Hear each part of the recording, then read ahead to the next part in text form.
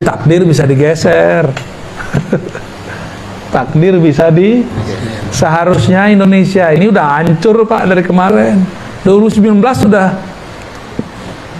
udah kayak Taliban gitu udah kayak Afghanistan, hancur udah. Perang saudara gitu, udah kayak Suriah seharusnya 2019 kemarin. Ini kalau ngitung takdir Pak, ngitung takdir. Lah kok yang bertarung satu jadi presiden, satu jadi menteri, itu kan aneh, itu takdir apa itu? Itu kalau nggak paham Hidriyah nggak ngerti. Kalau nggak ada wali-wali Hidriyah di sini, wali-wali yang punya ilmu Hidriyah di bumi ini, di negeri kita Nusantara ini, Indonesia sudah jadi Irak, sudah jadi Suriah, sudah jadi Libya, lewat sudah. Maka kita bersyukur walaupun hidung pesek-pesek begini.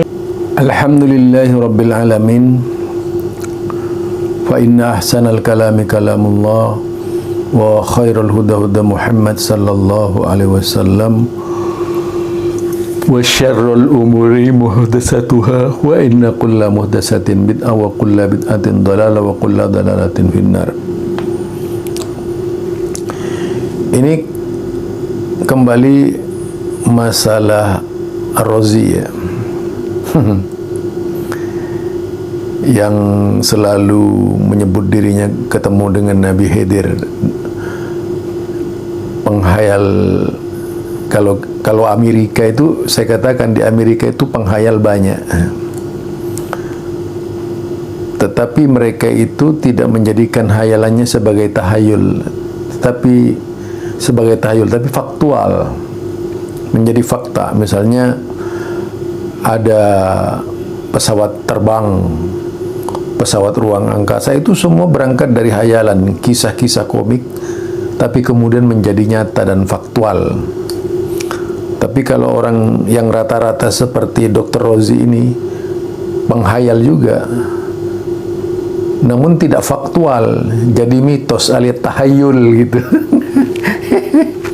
Itu kalau Ar-Razi ya. Jadi bukan melahirkan sesuatu yang faktual. Ceritanya rata-rata kalau cerita seperti Ar-Razi itu yang saya dengar, cerita mabuk seperti itu mulai sejak saya masih SD sudah mengenal cerita palsu macam itu.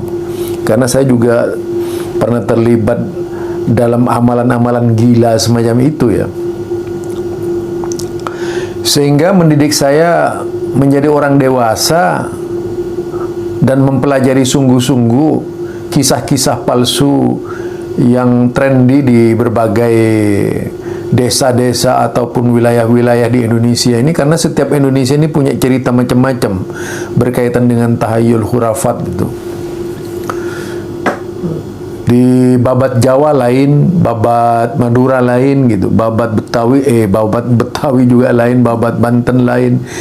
Itu semua berkisar sekitar pemikiran tahayul ya. Di Sumatera lain tahayulnya, di Maluku lain tahayulnya. Dan model Ar-Razi ini tahayul tingkat tinggi. Ini berkaitan dengan Nabi Khidir. Yang jelas Khidir itu sudah mati.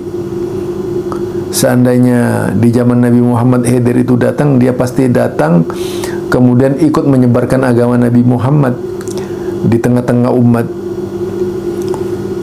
bukan sembunyi-sembunyi, apalagi kemudian cuman keluar masuk di hutan misalnya, ketemunya di hutan, itu kan mistik ya, sesuatu yang sangat mistik, sesuatu yang lucu gitu. Mengapa harus di hutan gitu?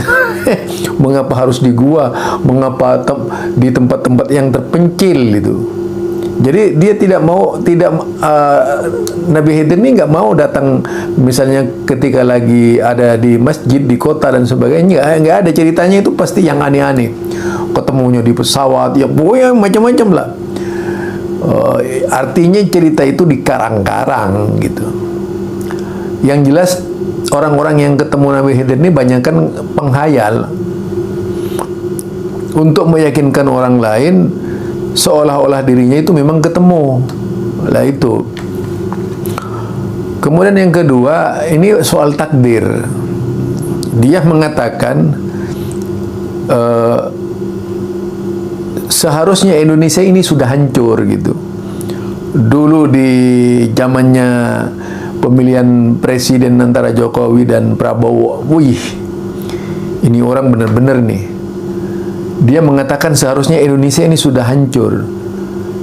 Jadi seharusnya Indonesia ini sudah perang gitu antara, sehingga tidak ada lagi Indonesia. Artinya ini orang benar-benar mendahului takdir. Artinya ini Jabariyah. Karena analisisnya itu adalah analisis Jabariyah. Yang kok Jabariyah, Qadariyah ya. Menggantungkan sepenuhnya kepada reaksi manusia. Jadi reaksi manusia bahwa Allah itu merubah takdir gitu. Merubah takdir. Astagfirullah. Peristiwa yang tidak akan terjadi itu ke Indonesia ini kalau bukan takdirnya, itu apapun bagaimana dahsyatnya sebuah masalah di Indonesia, itu tidak akan terjadi kalau bukan takdirnya. Tidak akan terjadi perang gitu. Sudahlah, seluruhnya sudah angkat senjata, itu tidak akan terjadi perang. Kita buktikan ya, di saat perang berkecamuk saja antara Nabi Muhammad sallallahu alaihi wasallam di perang Badar itu, lawan kita tidak sebanding, tapi kemudian bisa menang. Dari sisi logika tidak gitu. Jadi di situ bukan merubah takdir, memang takdirnya Nabi Muhammad di perang Badar itu menang.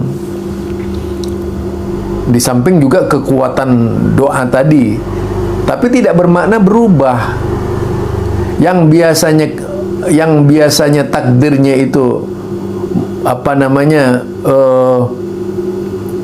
mungkin tidak terlalu indah, kemudian takdirnya menjadi sesuatu yang indah. Yang jelas takdir itu tidak akan pernah berubah. Jadi kataballahu maqadirul khalaiq qabla an yakhluqas samawati wal ardi bi 50 alf sana. Allah sudah menetapkan takdir seluruh makhluknya sejagat raya ini, yaitu 50 tahun sebelum alam diciptakan. Jadi qabla an yakhluqas samawati wal bi 50 alf sana. Ini fakta. Jadi kalau kemudian dibantah hanya dengan sekedar lelucon Ar-Razi itu, ini sama saja yang menetapkan Indonesia selamat itu Ar-Razi, seolah-olah begitu nantinya. Kalau kita larikan kepada Allah, tidak begitu. Itu bukan seharusnya, karena memang bukan takdirnya akan terjadi permasalahan di Indonesia. Misalnya sekarang banyak orang berbuat dosa tidak diadab oleh Allah, memang belum waktunya. Banyak orang, taruhlah Amerika itu dengan segala maksiatnya tidak diadab oleh Allah Subhanahu wa taala, itu karena memang belum nyampe kepada waktunya. Kalau sudah nyampe waktunya juga lenyap gitu.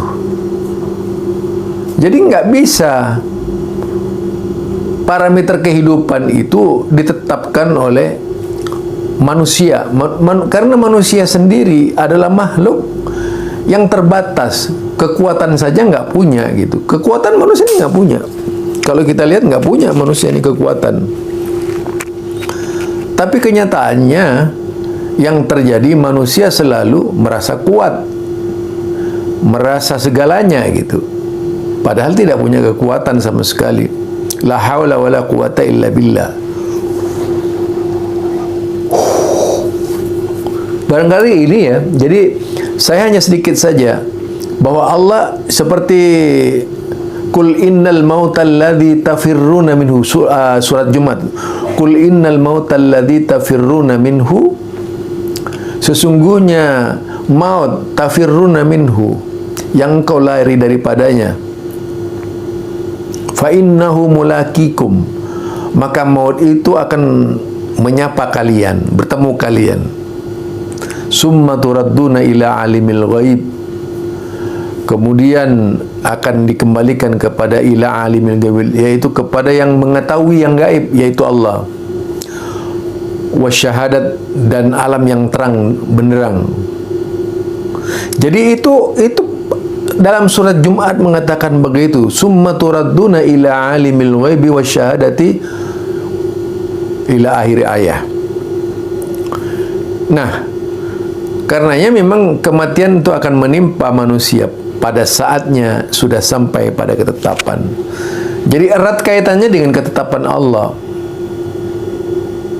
Yalah, buktinya berarti dong ada makhluk yang ditetapkan tertabrak dan sebagainya. Iya, memang begitu. Dulu tidak ada pesawat, kemudian ada pesawat. Memang sudah takdirnya pesawat itu ada. Jadi takdir itu mengikuti alam, mengikuti keadaan yang berubah-ubah. Tadi sudah ditetapkan bahwa tahun 2020 itu akan terjadi begini misalnya. Itu maksudnya ya. Barangkali itu saja dari saya. Jadi intinya takdir itu sudah ditetapkan oleh Allah Subhanahu wa taala. Manusia boleh berusaha. Ya, manusia boleh berusaha dengan tidak melupakan, yaitu permohonan kepada Allah Subhanahu wa taala. Manusia juga sebagaimana, jadi nasibnya saja, nasib dengan takdir ini berbeda, nasib dengan takdir berbeda ya. Nasib itu berangkat dari, yaitu sebuah keadaan yang nasibnya baik, nasibnya buruk, itu bisa terjadi kepada manusia. Nah, ini dibedakan dengan takdir. Dibedakan dengan takdir. Karenanya pendalaman kepada hal-hal seperti ini tidak harus dilakukan, karena memang kita tidak tahu takdirnya Allah seperti apa gitu. Dan kita dituntut untuk tidak selalu berbicara takdir. Ini barangkali subhanakallahumma wa bihamdika asyhadu an la ilaha illa anta astaghfiruka wa atubu ilaik. Assalamualaikum warahmatullahi wabarakatuh.